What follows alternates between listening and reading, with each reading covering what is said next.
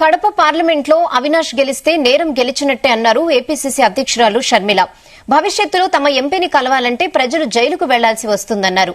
CM సతీమణి YS Bharati మీద కూడా షర్మిల ఘాటు వ్యాఖ్యలు చేశారు. అవునండి, వాళ్లే అధికారంలో ఉండాలి, వాళ్లే గొడ్డలి తీసుకుని అందరినీ వాళ్ళకి అగేన్స్ట్ గా ఉన్న వాళ్ళందరినీ నరికేయాలి, వాళ్లే సింగిల్ ప్లేయర్ గా ఉండాలి. ఇదేనా భారతి గారి స్ట్రాటజీ? ఇదేనా? అంతే కదా, గొడ్డలితో మిగతా వాళ్ళందరినీ నరికేయండి, మీరే సింగిల్ ప్లేయర్ గా ఉంటారు. అప్పుడు ఈరోజు అవినాష్ రెడ్డి గారు ఊరు దాటిపోవడానికి ఇక ఓటమిని ఒప్పుకునే పరిస్థితికి వచ్చి పాస్పోర్ట్లు కూడా తయారు చేసుకుంటున్నారు.